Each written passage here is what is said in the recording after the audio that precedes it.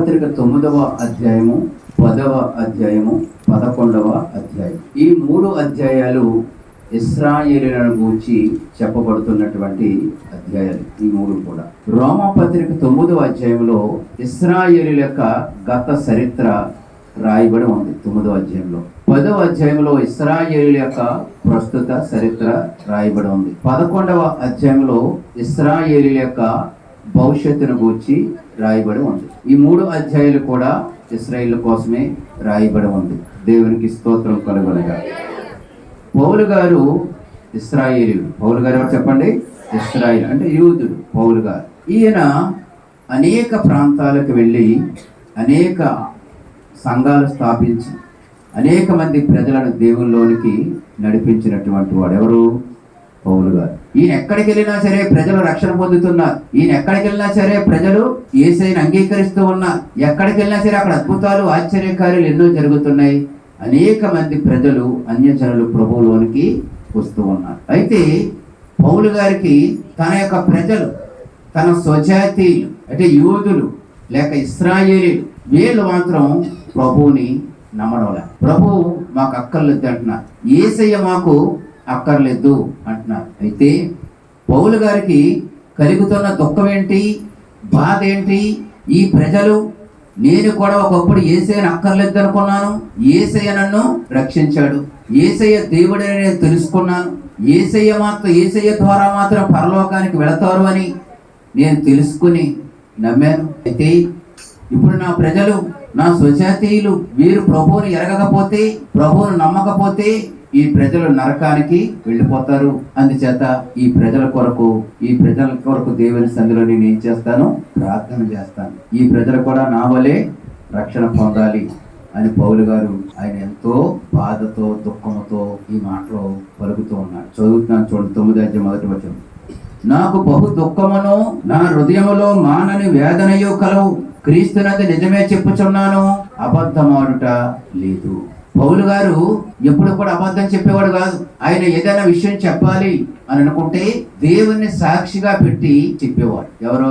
పౌలు గారు. నేను అబద్ధం ఆడలేదు, దేవుడే నాకు సాక్షి అని సాక్షిగా దేవుడు పెట్టుకుని చెప్పేవాడు. పౌలు గారికి ఏముందంట? నాకు బహు దుఃఖమును నా హృదయములో మానని వేదనయు కలవు. పౌలు గారికి ఏముంది? దుఃఖం ఉంది. పౌలు గారి కోసం కాదు ఆ దుఃఖం, పౌలు గారి కోసం కాదు. పౌలు గారు నాకు అది కావాలి ఇది కావాలి ఏడట్లేదు ఆయన. పౌలు గారి దుఃఖం అంతా, బాధ అంతా, నాకు తిన్నాక లేదే, ఉండడానికి లేదే, నీడ లేదే, వస్త్రాలు లేవి, సరైన ఆహారం లేదే, సరైన సదుపాయాలు లేవి. ఇలాంటి బాధ పౌలు గారు ఎప్పుడు ఇలాంటి విషయాల కొరకు ఎప్పుడైనా బాధ పడలేదు. దేవుడు పెడితే తినేవాడు, దేవుడు పెట్టకపోతే పస్తుండేవాడు. ఎప్పుడు ఎవరిని కూడా ఏది ఆశించలేదు. అలాగా అతడు తన భక్తి జీవితాన్ని కొనసాగిస్తూ ఉన్నాడు. కొనసాగిస్తూ ఉన్న సమయంలో ఇంతమందిని నేను దేవుళ్ళలోకి నడిపించాని, ఇన్ని సంఘాలు స్థాపించబడ్డాయి, వేల కొలది ప్రజలు ప్రభువుని నమ్ముకున్నారే, నా ప్రజలు కూడా నమ్ముకుంటే వారికి మేలు కదా, వారికి రక్షణ దొరుకుతుంది కదా, నరక శిక్షను తప్పించుకుంటారు కదా అని పౌలు గారు దేవుని సన్నిధిలో ఏడుస్తున్నాడు. నాకు దుఃఖమును నా హృదయములో ఏముందట? వేదన. అంచేత పౌలు గారు ఈ వేదన దుఃఖం ఆయనకు ఒక్క రోజులో వచ్చింది కాదు. అలాగా ప్రతిరోజు తన సహోదరుల కొరకు ఏం చేస్తూ ఉండేవాడు చెప్పండి? దేవుని సన్నిధిలో ప్రార్థన చేస్తూ ఉండేవాడు. ప్రార్థన చేస్తూ ఉంటాడుగా ఒకనొక రోజు అతనిలో ఆ భారము ఎక్కువైంది, ఆ వేదన ఎక్కువైంది. ఆ భారము, ఆ వేదన ఎక్కువై దేవుని సన్నిధిలో దేవునితో చెప్పుకుంటున్నాడు, దేవా నా సహోదరుని రక్షించావు కాబట్టి నా సహోదరులను కూడా రక్షించు, నన్ను రక్షించావు కాబట్టి నా జాతి ప్రజలందరినీ కూడా నీవు రక్షించనైనా అని ప్రతిరోజు ఆయన దేవుని సన్నిధిలో కన్నీళ్లు కాస్తూనే ఉన్నాడు, ప్రార్థన చేస్తూనే ఉన్నాడు. భారం అనేది ఒక రోజులో పోదు. అంచేత ఏం చేయాలి? మనం అలా ప్రార్థన చేస్తూ ఉంటాడుగా ఒకనొక రోజు మనలో ఆ భారం ఎక్కువై పరిశుద్ధాత్మ దేవుడు మనలో తన ఆత్మతో నింపినప్పుడు మనకు తెలియకుండానే కన్నీళ్లు వస్తూ ఉంటాయి, కన్నీళ్లు కారిపోతూ ఉంటాయి. అందుచేత ఏదైనా ఒక విషయం ఉన్నప్పుడు, లేకపోతే ఎవరైనా మార్పు చెందిన వారు ఉన్నప్పుడు వారి కొరకు దేవుని సన్నిధిలో ప్రార్థన చేయడమే మన మొదటి పని. దేవునికి స్తోత్రం కలుగునుగాక. మన కుటుంబంలోని వారు కావచ్చు, బంధువులు కావచ్చు, స్నేహితులు కావచ్చు, ఇరుగు పొరుగు వారు కావచ్చు, లేకపోతే మన గ్రామంలో ఉన్నవారు కావచ్చు, మన పట్టణంలో ఉన్నవారు కావచ్చు, ఎవరైనా గాని వారు చెడిపోకూడదు, వారు బాగుపడాలి, వారు నరకానికి పోకూడదు, ప్రభు మార్గంలోనికి రావాలి అని ప్రతిరోజు మనం ఏం చేయాలి? దేవుని సన్నిధిలో ప్రార్థన. నేను చెప్తే వింటారా, నేను చెప్తే మారుతారా, అది మనకు అనవసరం. మనం అలా ప్రార్థన చేస్తా ఉంటే దేవుడు చెప్తాడు. ఏదో ఒక రోజు మనతోటి చెప్తాడు, వారితోటి చెప్తాడు. ఏమని? నువ్వు ఎవరి కొరకు ప్రార్థన చేస్తున్నామో ఇప్పుడు వారి ఇంటికి వెళ్ళి వారి కొరకు ప్రార్థన చేసి రా అని చెప్తాడు దేవుడు. నువ్వు ఎవరి కొరకు ప్రార్థన చేస్తున్నావో వారికి మేలు కలుగుతుంది, వెళ్ళి చెప్పు. నువ్వు ఎవరి కొరకు ప్రార్థన చేస్తున్నావో వారి శ్రమ నుంచి దేవుడు విడిపిస్తాడు, వెళ్ళి చెప్పు అని దేవుడే మనతో మాట్లాడి తన కార్యాలు జరిగిస్తూ ఉంటాడు. దేవునికి స్తోత్రం కలుగునుగాక. హల్లెలూయా. అంచేత మనము దేవుడు మనతో మాట్లాడాలి అన్నా, తన కార్యాలు మన ద్వారా దేవుడు జరిగించాలన్నా మనం మొదట చేయాల్సినటువంటి పని ఏంటంటే దేవుని సన్నిధిలో చెప్పండి, దేవునికి ప్రార్థన. ఇది మానేసేసి మన కష్టాలు, మన బాధలు చెప్పండి అందరికీ చెప్పుకొని తిరుగుతాం. ఎవరికి చెప్పాలి? ఎవరైతే మన సమస్య నుంచి విడిపించగలరో ఆయనకి చెప్పాలి. ఎవరైతే మన బాధల నుంచి మనల్ని ఎవరైతే తప్పించగలరో ఆయనకే చెప్పుకోవాలో తప్ప కానీ మనుషులు చెప్పుకుంటే ఉపయోగం ఏమీ లేదు. అందుకని పౌలు గారు దేవుని సన్నిధిలో తన సహోదరుల కొరకు భారం కలిగి ప్రార్థన చేస్తూ ఉన్నాడు. తన స్వజాతీయుల కొరకు భారం కలిగి ప్రార్థన చేస్తూ ఉన్నాడు. అయ్యో వారు మారితే బాగుండే కదా, వారు పాడైపోతున్నారు కదా, ఇలాంటి పైకి కనిపించే సానుభూతి మాట వాళ్ళు ఎన్ని పలికినా దేవుని సన్నిధిలో మాత్రం మనం ఏం చేయాలి? వారి కొరకు ప్రార్థన చేయాలి. చదువుతాం బ్రహ్మపత్రిక 2వ అధ్యాయము 4వ వచనం చదువుతాం.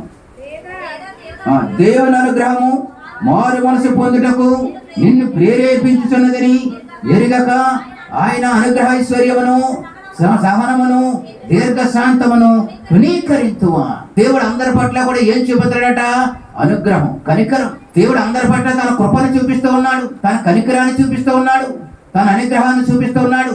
ఎందుకు? అంతటా అందరూ మారు మనసు పొందాలి, అంతటా అందరూ రక్షణ పొందాలి అని. అందుకనే దేవుడు తన రాకడను కూడా ఏం చేస్తున్నాడైనా ఆలస్యం చేస్తూ ఉన్నాడు. అందుచేత మనము కూడా దేవుని సన్నిధిలో ఏం చేయాలి చెప్పండి? మొదట నీ సమస్య ఏదైనా కానీ, నీ అవసరత ఏదైనా కానీ, నీ ఇబ్బంది ఏదైనా కానీ దేవారాత్రులు దేవుని సన్నిధిలో ఏం చేయాలి? దేవుని అడగడమే, దేవునికి ప్రార్థన చేయడమే, దేవునికి విజ్ఞాపన చేయడమే. మనం చేసే పని మనం సక్రమంగా చేస్తే దేవుడు చేసే పని దేవుడు చేస్తాడు. మనం మౌనంగా ఉంటే ఆయన కూడా మౌనంగా ఉంటాడు. ఆయన చెప్పి ఆయన కూడా ఊరుకుంటాడు. ఆయన మనం ప్రార్థన చేయని చెప్పి ఆయన కూడా ఏం చేస్తాడు? మన మనసులో ఒక ఆలోచన పెడతాడు. దేవుని మనం లోబడేవారిగా, ఆయన స్వరానికి లోబడే బిడ్డలుగా మనం ఉన్నప్పుడు మన ప్రార్థనలు ఆయన ఆలకించి ఆయన మనకు మేలు చేస్తాడు. అంచేత పౌలు గారి మనసులో ఏముంది చెప్పండి? ఏముంది?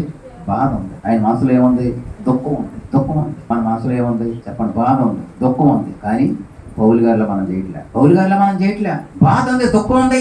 వాటిని గురించి ఆలోచించుకుంటూ ఆరోగ్యాలు పాడు చేసుకుంటున్నాము. కానీ నాకున్న సమస్య నుంచి విడిపించే దేవుడు నాకున్నాడు, నా సమస్య నుంచి ఆయన విడిపిస్తాడు అని మనం విశ్వాసముతో ఆయన సన్నిధిలో కనిపెట్టి ప్రార్థన చేసినప్పుడు ఖచ్చితంగా దేవుడు తన కార్యం జరిగింది. ఇది నిజం. దేవుని పిల్లలుగా ఒక విషయం వెనకాల ఎంత ప్రార్థన అయితే ఉంటుందో ఆ సమయం వచ్చేటప్పటికి ఆ పనులు అంత సులువుగా, అంత తేలిగ్గా జరిగిపోతాయి. మనకు పెద్ద భారం అనిపించదు. అందుకని ప్రభువులు జరిగినటువంటి మనం అందరం కూడా ఏం చేయాలి చెప్పండి? ఏం చేయాలి? మనం అందరం భారం కలిగి దేవుని సన్నిధిలో ప్రార్థన చేయగా ఏదో ఒక రోజు దేవుడి సమయం వచ్చినప్పుడు ఆ కార్యమైన ఆయన అక్షరాల నెరవేర్పులోనికి తీసుకుని వచ్చేటువంటి వాడు. నిరాశపడద్దు, నిరీక్షణ కలిగి ఉందాం, భయపడద్దు, ధైర్యంగా ఉందాం. ఓడిపోయిన అనుకోవద్దు, గెలుస్తాం. మన దేవుడు గెలిపిస్తాడు. పిల్లడు కింద పడ్డాడు కదా అలా వదిలేము. ఏం చేస్తాం? పిల్లడు కింద పడిపోయి నడుతూ ఏం చేస్తాం? నిలబెడతాం. ఇప్పుడు ఆడు ఏమనుకుంటాడు? దెబ్బ తీరుస్తాడు. నాన్న ఏడకరా, నీకేం కాదులే అని ధైర్యపరుస్తాం. మళ్ళా నడుస్తాడు. లేదా ఇంకా నడనమ్మా అని ఆగిపోతాడు. అక్కడతోటి ఆగడు. మనం కూడా అంతే. మనం ఓడిపోయామా దేవుడు మళ్ళా గెలిపిస్తాడు. అపజయంలో ఉన్నామా విజయంలోకి నడిపిస్తాడు. నిరాశలో ఉన్నామా నిరీక్షలోకి నడిపిస్తాడు. అవిశ్వాసంలో ఉన్నామా విశ్వాసంలోకి నడిపిస్తాడు. ఒకవేళ సమస్యలతో నిలబడిపోతున్నామా ఆయన సమస్యని విడిపించి మనలో ఒక శ్రేష్టకరమైన స్థితిలోకి ఆయన తీసుకుని వెళ్ళేవాడు. దేవునికి స్తోత్రం కలుగునగాక. మనం చేయాల్సిన పని భారం కలిగి దేవుని సన్నిధిలో ప్రార్థన పరిస్థితులు మార్చేస్తుంది. ప్రార్థన మనుషులను మారుస్తుంది. ప్రార్థన మనుషులను దేవుళ్ళలోకి నడిపిస్తుంది. ఆయనకు అసాధ్యమైనది ఏది లేదు. అందుచేత పౌలు గారి మనసులో ఏముంది చెప్పండి? వేదన ఉంది, దుఃఖం ఉంది. ఎందుకు ఎడుస్తున్నాడు? ఆయన తిన్నాక తినలేదనా, చేతి కొంకరాలు లేవనా, చెప్పండి పట్టుకొని పట్టలేవనా? ఎందుకు ఎడుతున్నాడు? నేను రక్షించబడ్డాను, నా ప్రజలు కూడా రక్షించబడ్డాను. మరి మనకేముంటుంది బాధ? దుఃఖం ఏంటి? వాళ్ళు అది తిన్నారు, నాకు అది లేదు. వాళ్ళు అది కట్టుకున్నారు, నాకు అది లేదు. వాళ్ళు అది వేసుకున్నారు, నాకు ఇది లేదు. మన బాధ అంతా ఈ బాధ, మన బాధ అంతా ఇది. వాళ్ళకి అది ఉంది, వీళ్ళకి ఇది ఉంది, నాకేముంది, వాళ్ళకి అది ఉంది, ఇది ఉంది, వాళ్ళకి అన్ని ఉన్నాయి, నాకేముంది అంటే నీలో ఏముంది? నీలో ఏముంది? దేవుని కూర్చున్నటువంటి ఆలోచనలన్నీ పూర్తిగా పోయాయి. మనుషులకు వచ్చిన ఆలోచనలు మనం ఏది ఏలుబడి చేస్తున్నంతసేపు కూడా మనం ఏది పొందుకోలేము. అందుకని ఎవరైనా బాగుంటే వారిని బట్టి దేవుని స్తుతించాలి, ఎవరైనా పాడైపోతుంటే వారిని బట్టి దేవుని సన్నిధిలో కన్నీళ్లు కార్చాలి. ఎవరైనా చెప్పండి, ఎవరైనా చెడిపోతూ ఉంటే మంచి మార్గంలోకి రావాలని అలా కోరుకుంటే మన పరిస్థితులు కూడా దేవుడు ముందుగా మారుస్తాడు. దేవునికి స్తోత్రం కలుగును గాక. దేవుడు ఇశ్రాయేలు ప్రజలతో అన్నాడు, అందరి క్షేమము మీకు క్షేమం అవుతుంది. అందరూ క్షేమముగా ఉండాలని నువ్వు కోరుకుంటే, అందరూ బాగుండాలని నువ్వు కోరుకుంటే అందులో నీవు కూడా ఉంటావు అన్నాడు. దేవుని స్తోత్రం కలుగును గాక. ఒకసారి ఒక ఆట వెనకాల ఈ మాట ఉంది, అందరూ బాగుండాలి, అందులో నేను ఉండాలి. మనం ఏం చేస్తాం? నేను బాగుండాలి, అందరూ ఏమైపోతే పర్లేదు. ఏమనుకుంటా సాధారణంగా చెప్పండి, నేను బాగుండాలి, నా పిల్లలు బాగుండాలి, నా భర్త బాగుండాలి, మా అత్తగారు ఏమైపోతే పర్లేదు. ఎందుకు వాళ్ళ బాధ తట్టుకోలేక. దేవుని పిల్లలుగా దేవుడు ఏమంటున్నాడు మనల్ని? అందరి క్షేమాన్ని మనం కోరుకుంటే, అందరి మేలు మనం కోరుకుంటే, అందరూ దీవించబడాలని మనం కోరుకుంటే, దేవుడు మన మనసులో ఉన్న యథార్థతను చూచి, ఆ నమ్మకత్వాన్ని చూచి, ఆ మంచితనాన్ని చూచి ఆయన మనకు మేలు చేస్తాడు. అంచేత నీకేమీ లేదని చింతించకు శిలమ్మ, నీకేది లేదని బాధపడకు. నీ చింతనైన ఏం చేద్దాం? నాట్యముగా మార్చేవాడు, నీ దుఃఖాన్ని సంతోషముగా మార్చేవాడు, నీ వేదనైనా ఆశీర్వాదకరముగా మార్చే దేవుడే అన్నాడు. దేవుని పాదాలు పట్టుకుని ఆయన సన్నిధిలో మొరపెడుతూ ఉంటే ఆయన ఖచ్చితంగా నీకు మేలు చేసి మహిమ పొందే దేవుడే అన్నాడు. మన చేత పౌలు గారు అంటున్నారు, ఏమంటున్నాడు? నాకు దుఃఖం ఉంది, బాధ ఉంది. ఎందుకో తెలుసా? ఆ మాట చెప్తున్నాడు చూడండి, 4వ వచనంలో మాట చెప్తున్నాడు. వీరు ఇశ్రాయేలీయులు దత్తపుత్రతోను మహిమయు నిబంధనలను ధర్మశాస్త్ర ప్రధానమును అర్చనాచారాదులను వాగ్దానములను వీరివి పితరులు వీరు వారు శరీరమును బట్టి క్రీస్తు వీరిలో పుట్టెను.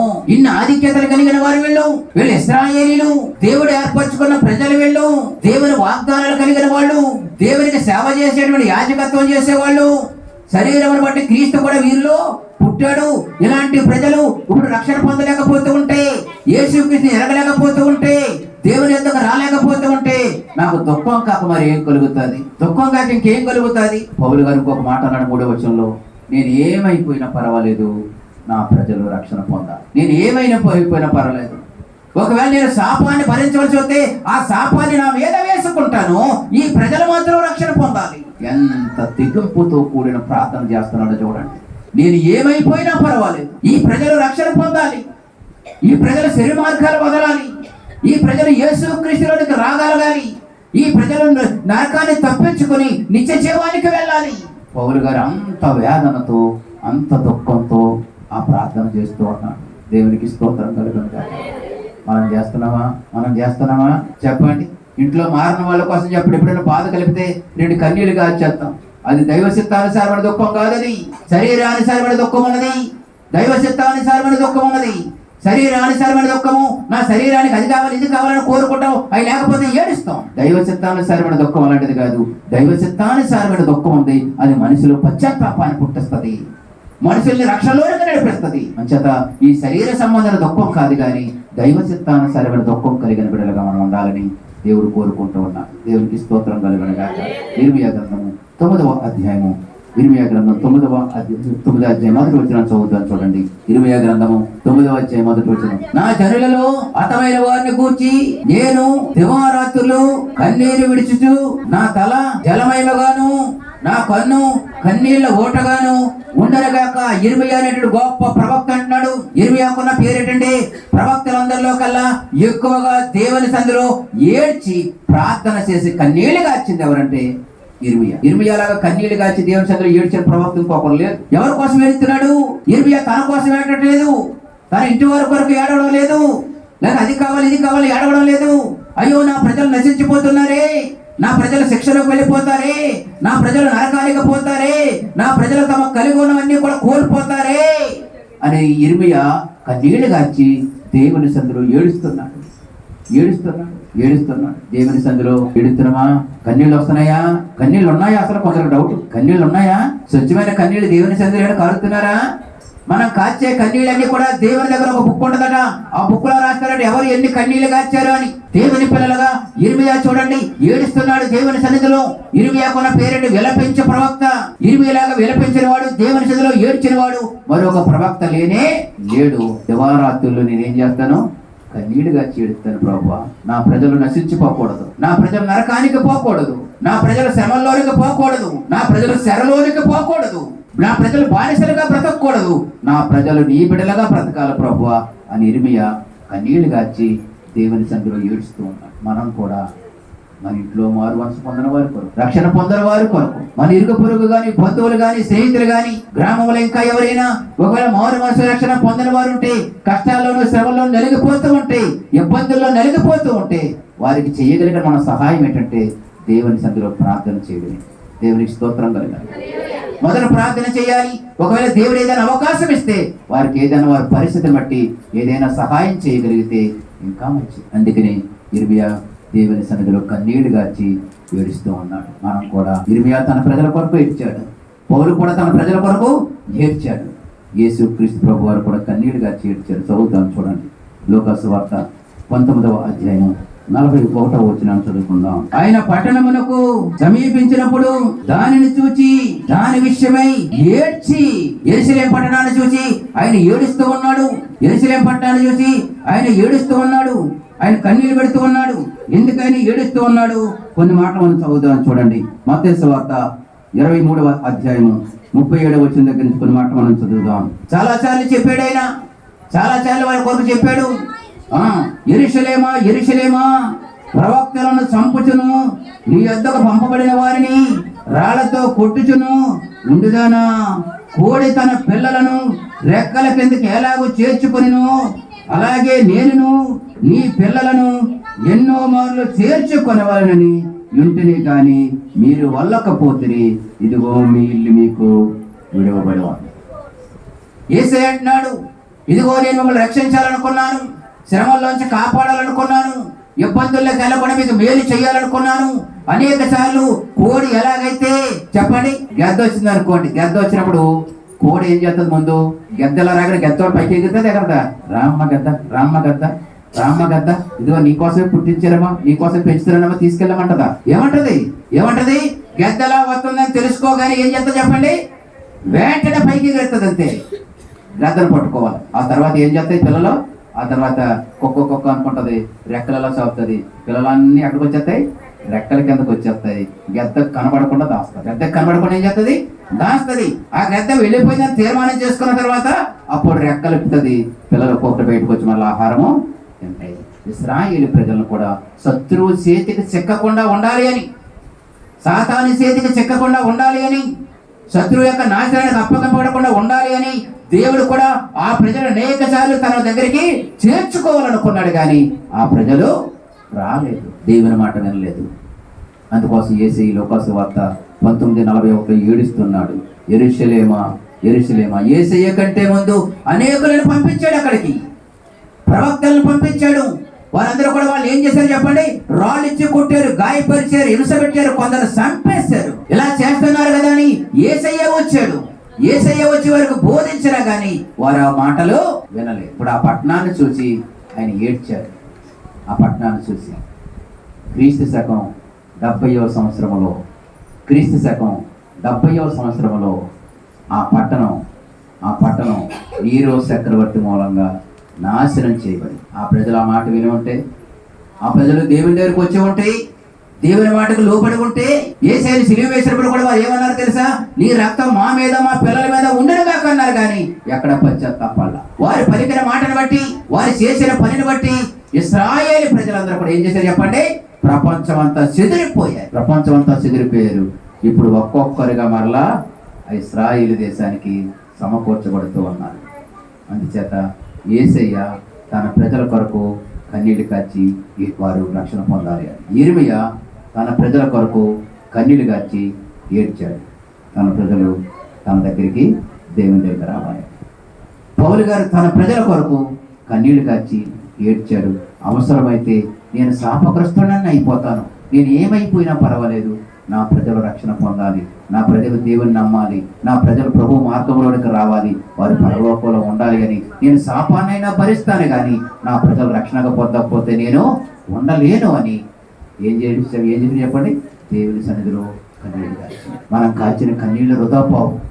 మీరు కాచిన కన్నీళ్లు వృధా పోవు. మీరు కాచిన కన్నీళ్లు అవి దేవుడు ఆశీర్వాదకరంగా మార్చేవాడు. అందుకని కీర్తన గ్రంథంలో అంటాడు కదా, ఏమంటాడు? నువ్వు నా అంగలార్పును నాట్యముగా మార్చి ఉన్నావు, దుఃఖ వస్త్రం తీసివేసి నాకు సంతోష వస్త్రము నీవు ధరింపజేసి ఉన్నావు. సహోదరి సహోదరుడా, ఈ మధ్యాహ్న సమయంలో దేవుని మాటలు విన్నావు. నువ్వు ఏ విషయాన్ని బట్టి ఏదో దుఃఖిస్తూ ఉన్నావో, చింతిస్తూ ఉన్నావో, బాధపడుతున్నావో, దేవుడు నీకు మేలు చేస్తాడు. దేవుడు నీకు మేలు చేయట్లేదు అనుకోకు, నీ ప్రార్థన ఆలకించలేదు అనుకోకు. ఆయన నీ ప్రార్థన ఆలకిస్తున్నాడు, ఆయన నీకు మేలు చేస్తాడు, ఆయనకి సమాధానం చేస్తాడు.